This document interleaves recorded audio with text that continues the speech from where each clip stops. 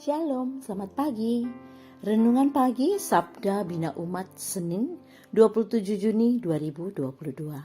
Firman Tuhan pagi ini terambil dari Ratapan 1 ayat 12 sampai 17.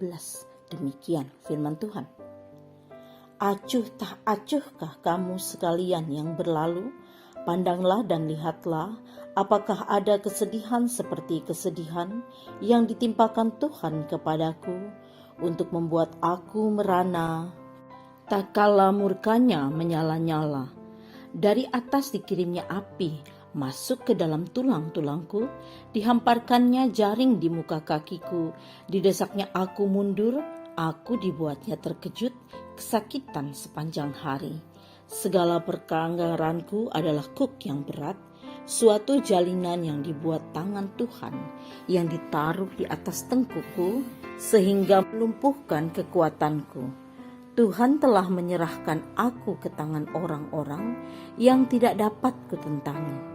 Tuhan membuang semua pahlawanku yang ada dalam lingkunganku. Ia menyelenggarakan pesta menentang aku untuk membinasakan teruna-terunaku. Tuhan telah menginjak-injak putri Yehuda darah itu, sehingga orang mengirik memeras anggur. Karena inilah aku menangis, mataku mencucurkan air, karena jauh daripadaku penghibur yang dapat menyegarkan jiwaku. Bingunglah anak-anakku, karena terlampau kuat si seteru. Sion mengulurkan tangannya, tetapi tidak ada orang yang menghiburnya. Terhadap Yakub dikerahkan Tuhan tetangga-tetangganya sebagai lawan. Yerusalem telah menjadi najis di tengah-tengah mereka. Demikian firman Tuhan. Renungan pagi ini bertema, jangan mencobai Tuhan. Ada suatu ungkapan yang pernah saya dengar, seperti untuk mendidik seorang anak tidak selalu harus dengan belayan. Jika diperlukan sedikit pukulan yang mendidik, mengapa tidak? Kalimat ini tentu akan mengundang pro dan kontra dalam kehidupan masyarakat yang mendengar atau membacanya. Bagaimana dengan bapak atau ibu yang mendengarkan pagi ini? Apakah bapak atau ibu setuju atau tidak dengan ungkapan tersebut? Yeremia dalam tulisannya menggambarkan kesedihan yang dialami Yerusalem dengan perumpamaan sebagai aku. Penderitaan yang dialami Yerusalem bukanlah penderitaan yang mudah.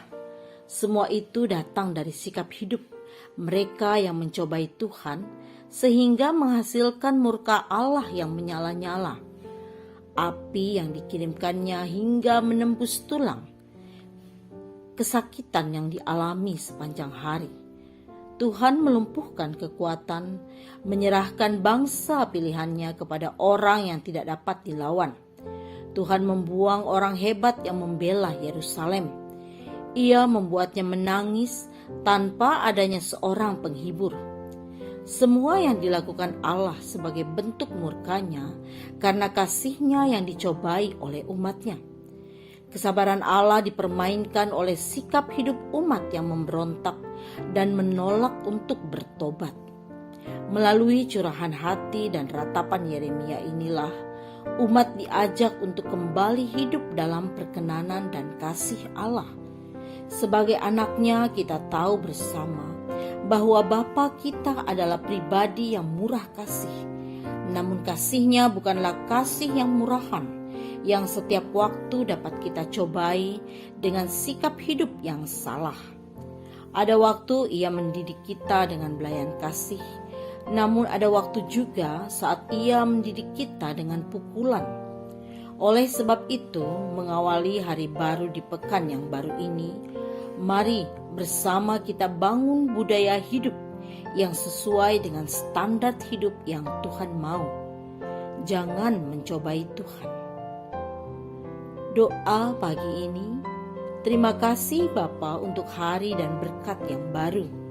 Bantu kami ya Bapa untuk hidup sesuai kehendak-Mu. Amin. Demikianlah renungan pagi ini.